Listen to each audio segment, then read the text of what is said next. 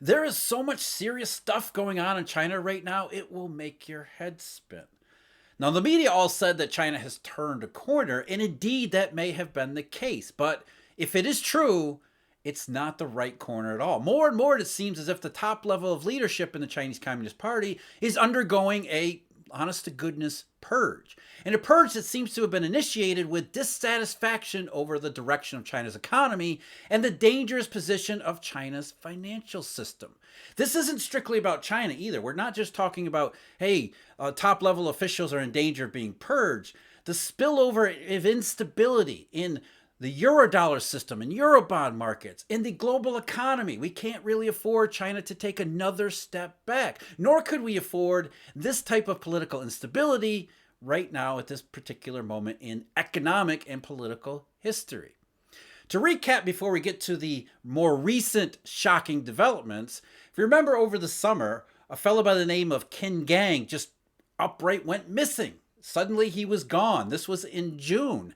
Well, Qin Gang happened to be China's foreign minister, a top level senior official, and he was replaced unceremoniously in July. Same for Yi Gang, who had been the People's Bank of China's governor, the head of the central bank.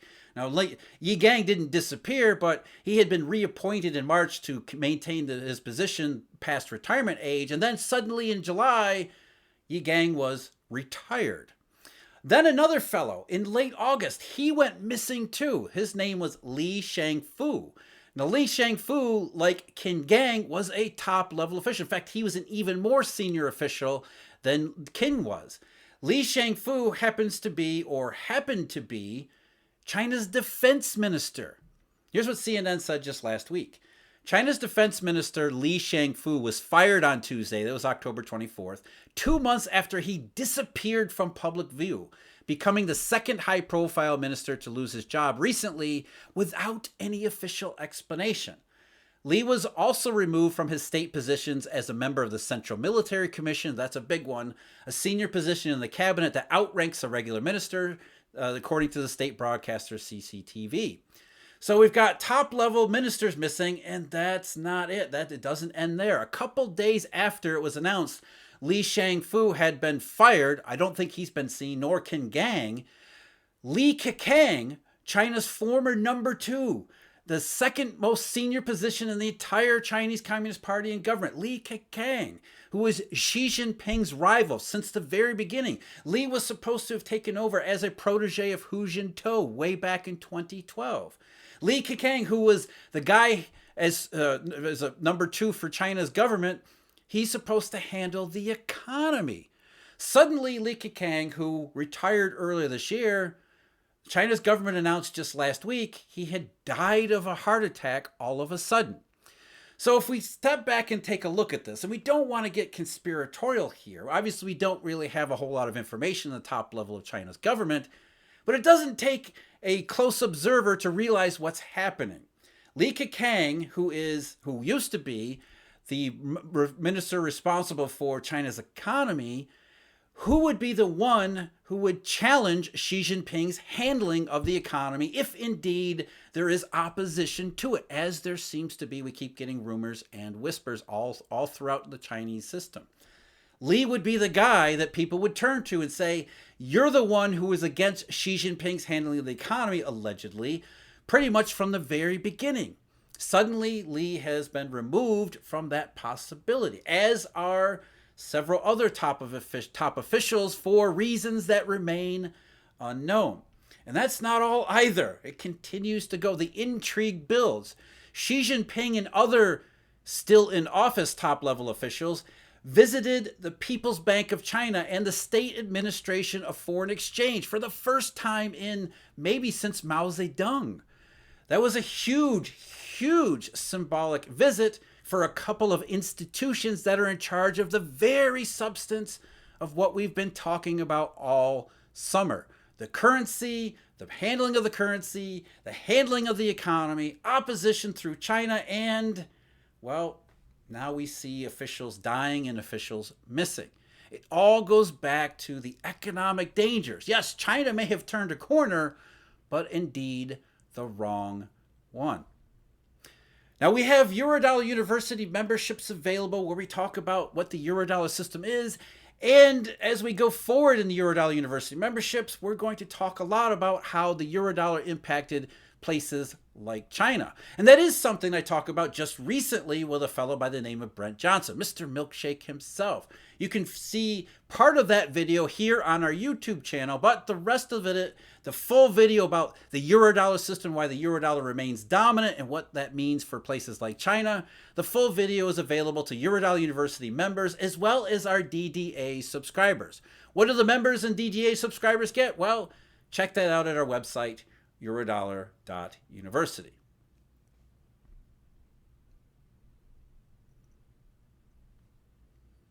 I mean, you have to take a step back from all this and say, what the hell is going on there over there in China?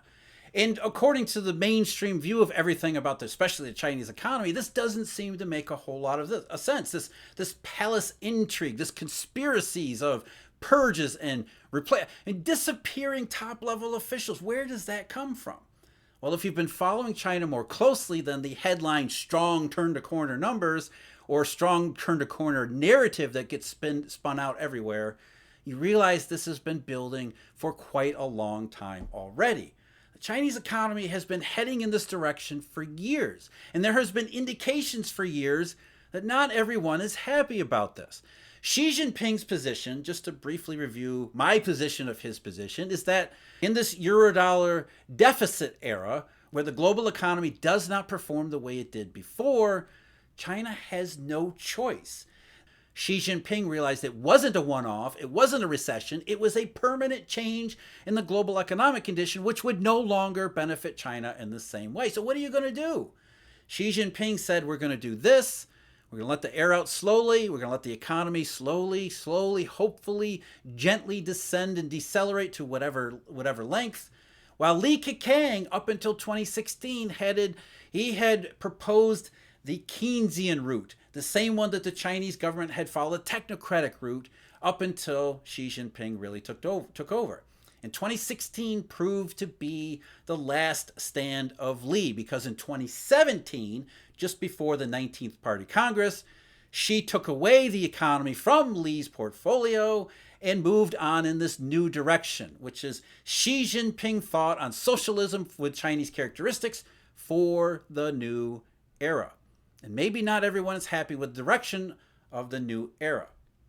As I mentioned, China's yuan is maybe the most important indication, most visible indication of all of these major problems, this instability in China. So I don't think it's an accident that Xi Jinping let it be known in Western media sources that he visited the People's Bank of China as well as the State Administration of Foreign Exchange. China's President Xi Jinping made his first known visit to the nation's central bank since he became president a decade ago, two sources with knowledge of the matter said. As China's economy and financial markets grapple with headwinds, that's putting it kindly. The world's second largest economy grew faster than expected in the third quarter, but there are deeper concerns about continued weakness in the private sector and private sector activity, as well as a lack of long-term reforms needed to shift the economy to consumer-led growth. No, the Chinese have been trying repeatedly to reform the economy. The idea of rebalancing goes back to Hu Jintao, as well as Li Keqiang, his protege. And rebalancing doesn't happen. They have tried, and they've tried reform several times over the last 15 years, really since the 2008 crisis. Again, the permanent rupture in the Chinese economy because of the global economy. The global economy is not the same. The reforms aren't working, and Xi Jinping appears to realize that's the case. Disagree with him all you want, he's at least acting out of rational sense of where things actually stand. Not this strong economy, China turned a corner in 2023 nonsense. One of China's biggest dangers, of course, is its real estate situation. That's reflected in the weak currencies. It's reflected in the weak economic fundamentals, not strong fundamentals, weak economic fundamentals. As I talked about in a recent video, retail sales in particular continue to struggle enormously because the property sector is not turning a corner in either direction. It continues on in the same way as it had over the last couple years. Just this past week, Country Garden, a name that has become very familiar to not just Chinese audiences, but also Western audiences. They actually officially defaulted on a Eurodollar bond. In fact, that default was declared by the Credits Derivative Determinations Committee in a credit default swap payout event. That was on the failure to pay happened on October 18th, and the determination of default happened just last week. And as Bloomberg just said recently, Country Garden's dollar notes are indicated at just 4 cents, according to prices compiled by Bloomberg, reflecting how little investors expect to recover. Some of the bonds were near 80 cents in June when all of this stuff really got started. China turned a corner during the summer, politically, economically, currency, financially, fundamentally, and it doesn't look like it's coming back. So just in terms of the currency and the Eurodollar system, that's a huge amount of instability for the system to deal with, because Country Garden is not just about Country Garden. It's emblematic of the entire way of how things were working or not working over the last several years as they related to China, but also the big picture sense of post-2008 reality. In terms of China's currency, authorities continue to try to steer it in the stronger direction. The midpoint parity or the central parity, they continue to move it down day after day after day, a few pips at a time, a few pips here and there. As of today, the fix was 717.79. Again, that's continuing to move in the stronger direction. At the same time, the market value of the currency, that doesn't move much at all. If anything, it looks as if the authorities are intervening more directly and more actively in the currency markets, where they're looking at establishing a floor right around 731.70 or so. And you can see it clearly on the intraday chart, where every time the currency gets close to 731.70, 731.80, it seems to just lose all sorts of trade, all sense of trading, and all sort of volatility. It just goes flat here, which is a telltale sign of interventions. We also have data on interventions, because we know from SAFE itself, the place that Xi Jinping just visited, foreign reserves in China have been dropping rather precipitously in August and September. Now, some of that is the market value of the reserve assets that they hold, including U.S. Treasuries that are going down in value. But at $45 billion in September and $44 billion in August, that's the biggest 2-month decline in reserves since April of 2022. It's starting to look a lot like 2015, as I've mentioned before.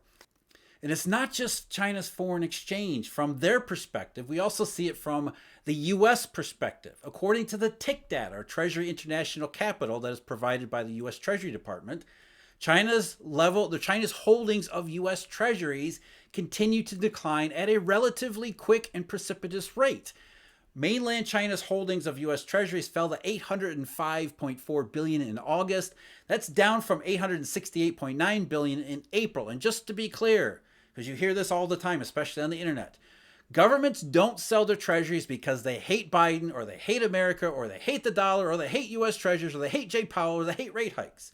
They sell their treasuries to try to stabilize their currency because they're being faced with a Eurodollar funding shortfall. You sell your reserve assets to supply those reserves, now cash, into the local marketplace. So as China's treasuries go down, that's another sign that China is actively and heavily intervening to try to keep CNY stable. And the reason that's important is, if CNY was legitimately stable, it wouldn't require massive amounts of intervention to try to keep it around 731.70 and not have a whole lot of success doing so. It continues to move lower and lower a little bit at a time. So the more the Chinese authorities do, the more you know there's trouble underneath it. And we know why there's trouble. Not only is there problems in Country Garden and the real estate sector, China's economy never really turned a corner. We've heard that twice now this year. China was supposed to restart in December and January and February, early part of this year. Reopening was supposed to be the big thing, maybe even the biggest thing in the global economy. Reopening happened, but it barely made any impact on the local economy, let alone the global economy. Reopening was nothing. And then by the middle of the year, it became alarmingly clear that China's economy was going in the wrong direction even quickly. And that, of course, led to this second China's turning a corner narrative, which is responding to that weakness, realizing that the weakness was a considerable danger.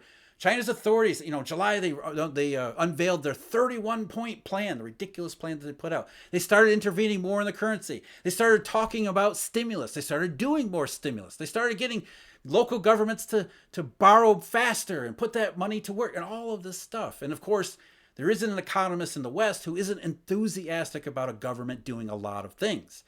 So the fact that the government in China responded in the economy and the currency in the summer had a lot of people looking for China to rebound in the second half of this year again. In fact, just last week or the week before, when China announced its third quarter GDP number as well as its statistics for September, that's all you heard. China has turned a corner. I'll give you an example. Overall data in the third quarter supports our narrative that a stimulus-led cyclical pickup in China was underway, with credit impulse picking up, said Louise Liu, lead economist at Oxford Economics. So they're looking for stimulus to have an impact because they assume stimulus is having an impact. But when you go back and look at the economic statistics in China, you understand why there might be a challenge to Xi Jinping's leadership. It's not good. It's not turning a corner. If anything, the summertime looks worse than the middle part of the year, which didn't look all that great to begin with. And we get more data just last night from the Chinese showing just how much trouble the Chinese economy is in. These are the official government PMIs, manufacturing and non-manufacturing, that unexpectedly turned incredibly weak in October. And this is October figures. The manufacturing PMI unexpectedly fell to 49.5, so back below 50 from just 50.2 in September. New orders back into a contraction, 49.5 down from 50.5. Export orders continued to be incredibly weak at 46.8 down from 47.8. That's the global trade recession. That's not letting up. If anything, it looks like the global trade recession is about to get even worse.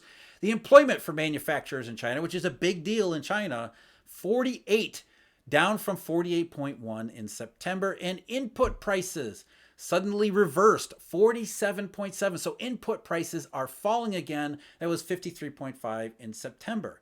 And as bad as it has been and continues to be for manufacturing, not turning a corner, it's even worse in terms of services.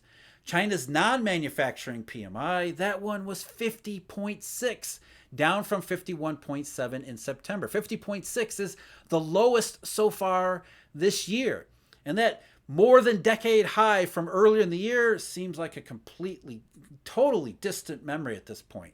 China, the reopening never really worked out, nor does it appear that this stimulus-led cyclical upturn is actually taking place either, especially when you look at new orders.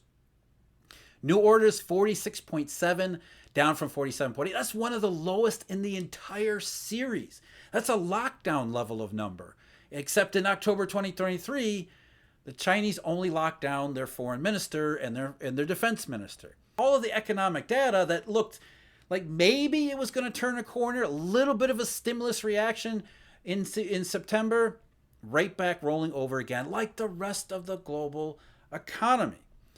Because the dangers in China are not strictly about China. We see the reaction to the economic situation, the financial situation in all these different spheres. The politics, which seems to be a legitimate purge taking place across China's top leadership, which is not a good sign, obviously.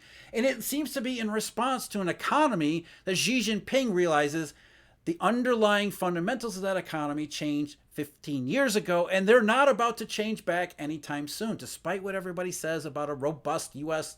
economy. The big GDP number in the third quarter here, Xi Jinping isn't buying it, nor is the marketplace.